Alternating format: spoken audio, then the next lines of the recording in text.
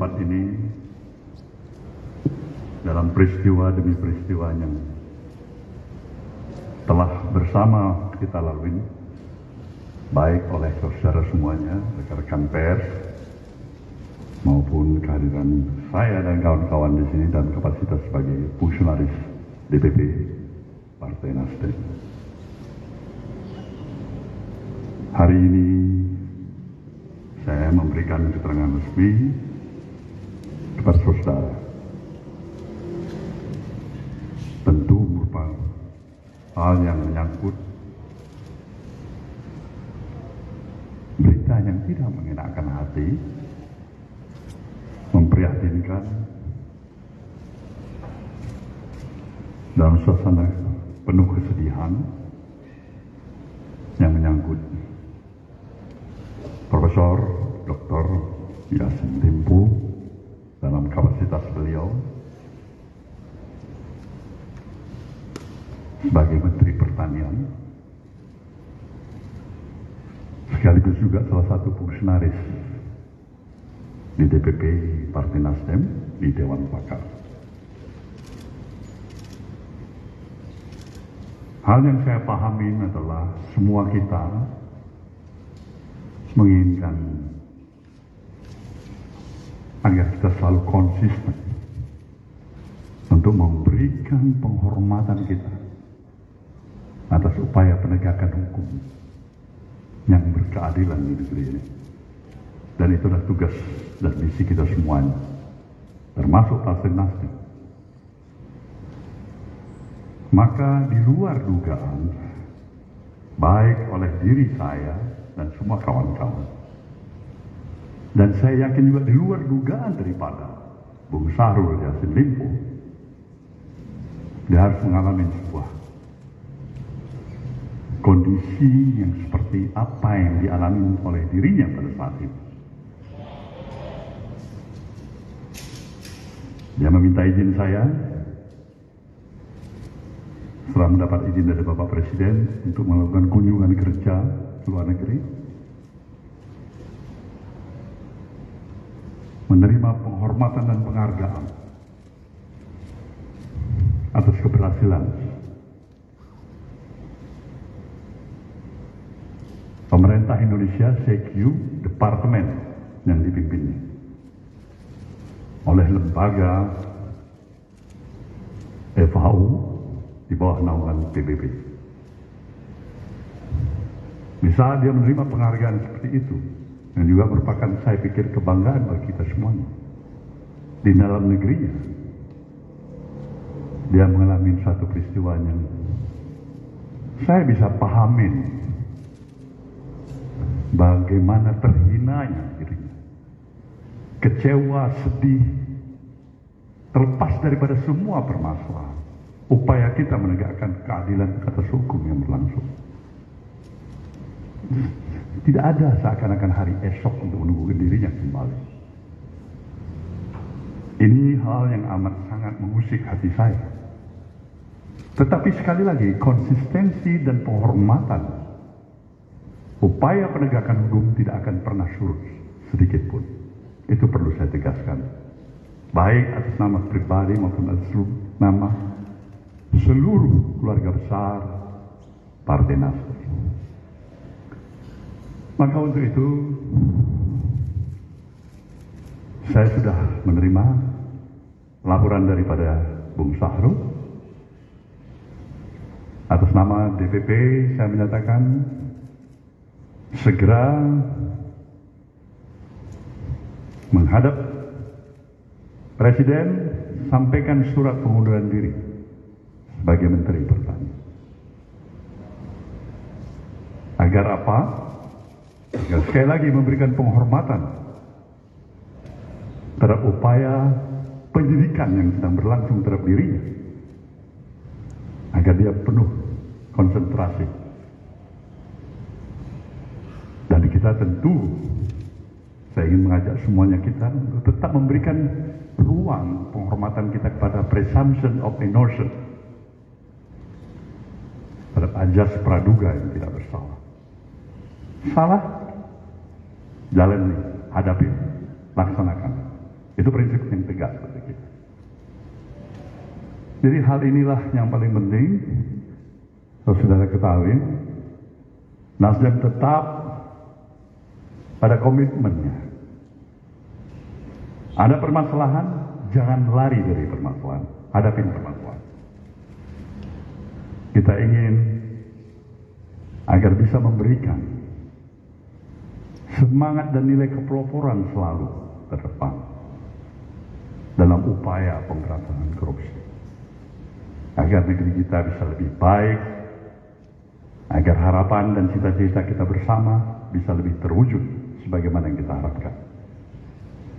Inilah yang saya harus lihatkan pada saudara semuanya, dan saya mempersilahkan saudara untuk menanya apa saja. Silakan. Nah, coba diatur, Bung Charles. Ya, selamat malam Pak Surya dan juga jajaran elit Partai Nasdem. Mohon izin Tatang dari kompas.com, Pak. Pak Surya, saya Tatang dari kompas.com. Pak Surya, mohon izin bertanya, ini kan kasus Pak SYL sedang diduga terlibat kasus korupsi dan sedang diusut oleh KPK. Tadi Pak Surya mengatakan bahwa Pak SYL diminta untuk mengundurkan diri dari kabinet Pak Jokowi. Lantas sikap terkait dengan Ibu Siti Nurbaya Bakar seperti apa, Pak? Apakah juga akan ditarik dari kabinet Pak Jokowi atau seperti apa? Seperti itu, Pak. Oke. Satu lagi. Selamat sore Pak Surya, izin Bella dari CNN TV. Pak Surya, tadi pagi kan juga Pak SYL ini mendatangi Polda Metro Jaya untuk memberikan keterangan terkait dengan adanya dugaan kasus suap gitu ya. Itu artinya tadi dugaan suap tersebut ataupun laporan tersebut itu kepada pimpinan KPK yaitu Firly Bahuri atau seperti apa Pak? Boleh dijelaskan? Terima kasih. Satu lagi. Selamat sore Pak Surya Paloh dan jajaran dari Partai Nasdem. Saya Santi Dewi Pak dari IDN Times. Ada 2 pertanyaan izin Pak Surya. Yang pertama, ini kan merupakan kali kedua ya Pak. Kita seolah-olah kayak dejavu nih, kembali ke situasi ketika waktu Pak Joni Plate juga dalam situasi ini begitu.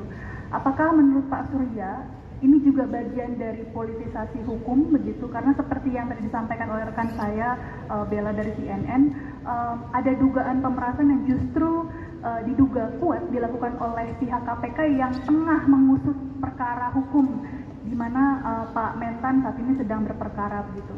Kemudian yang kedua Pak Surya, ini kan sudah ada 2 menteri dari pihak Nasdem yang tersangkut kasus hukum begitu. Apakah Pak Surya khawatir hal ini akan mempengaruhi elektabilitas pasangan Amin untuk menghadapi pemilu 2024? Terima kasih Pak.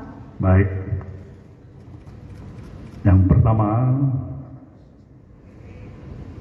tentu seperti apa yang saya katakan, Mbak Baya sedang bekerja sebagaimana mestinya dengan kemampuan profesionalisme yang ada pada dirinya menjalankan misi dan tugas di dalam kabinet. Apakah Pak Baya akan ditarik? Nggak ada kaitannya. Kita berdoa mudah-mudahan tidak terjadi. Jadi jawabannya, Mbak Baya jalan kerja sebagaimana mestinya. Ya. Kedua,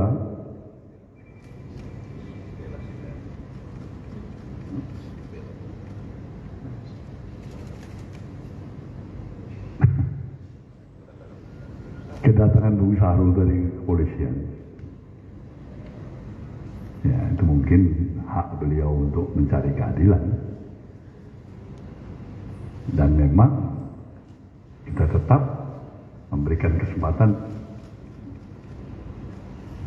dan penghargaan terhadap seluruh inisiatif yang bisa lakukan untuk mencari keadilan itu.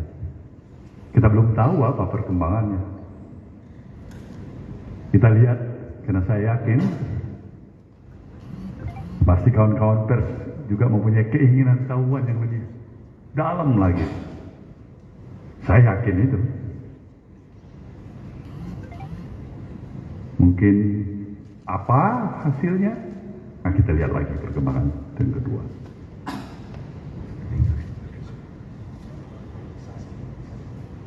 Nah, soal masalah politisasi hukum, Kita berupaya jangan sempat itu terjadi. Kan itu semangat kita. Kalaupun itu udah kita upayakan tapi tetap terjadi, nah itu di luar daripada kemampuan kita. Kita menjaga, kalau dari pihak Nasdem pasti menjaga saya. Tidak ada lah upaya politisasi hukum. Tapi kita kan bukan penegak hukum, bukan institusi partai politik. Tapi kalau apakah ada yang menjamin, menggaransi sepenuhnya aparat penegak hukum bebas sama sekali, tidak ada politisasi terhadap masalah penegakan hukum? Nah, itu catatan pinggir, rekam jejak dan sebagainya. Saya pikir kawan-kawan pers juga lebih memahami itu.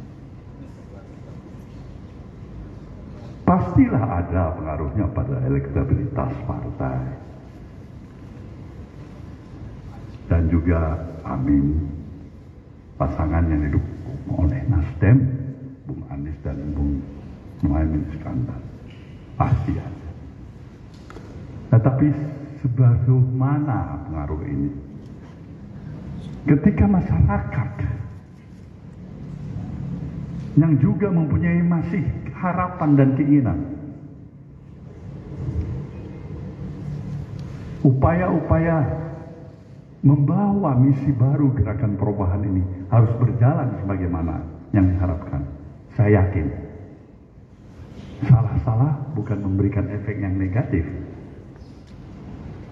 Insya Allah barangkali justru akan mendapatkan sesuatu. Empati barangkali kalau memang dilihat pendekatannya ini secara terus terang, terbuka, di mana salahnya dan sebagainya. Tetapi sampai saat ini harus saya katakan, kita berikan kesempatan dan penghormatan kita kepada aparat penegak hukum yang akan berproses nantinya mungkin kepada pengadilan hingga menjadi suatu hukuman tetap. Apakah itu bebas, apakah itu mendapatkan hukuman, semuanya kita hargai. Baik, terima kasih. Izin Pak, Eva dari Media Republika Pak. Izin Pak Surya, Eva dari Media Republika ingin bertanya Pak. 8 tahun yang lalu, sekitar pada tanggal 3 Juni 2015, Pak Surya Paloh pernah menjanjikan bahwa akan membubarkan partai jika kedapatan kadernya korupsi.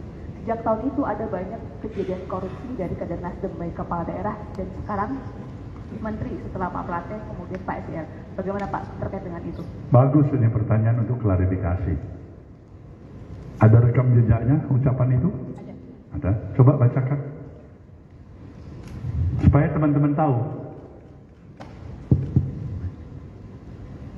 Di mana? Bacakan. Di pemberitaan Republika Pak. Republika yang menulis Republika. Iya, benar. Dan ditanya oleh Republika. Iya. Oh. Kapan saya bicara? Kepada siapa saya bicara? Di mana audiens?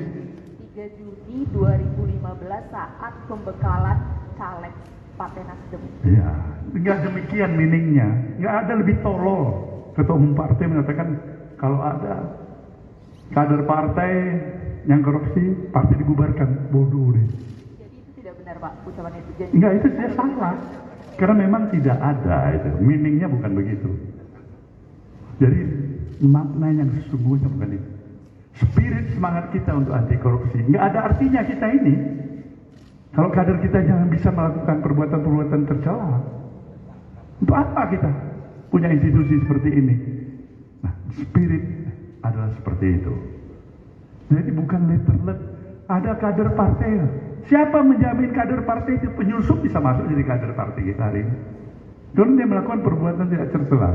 Kemudian pada anak-anak negeri ini yang datang dengan penuh cita-cita, idealisme, pengabdian, berjuang bersama di dalam satu partai, harus menjadi korban karena 1, 2, 3 orang yang tidak tepat. Nah, itu tidak benar. Jadi saya intinya mengkoreksi, bukan itu sesungguhnya. Baik, terima kasih. Ada? Baik teman-teman semuanya, saya aturkan terima kasih dalam suasana yang kita mungkin bisa press conference jauh lebih gembira lagi dari hari ini. Wabillahi taufiq wal hidayah. Wassalamualaikum warahmatullahi wabarakatuh. Download Tribun X sekarang, menghadirkan lokal menjadi Indonesia.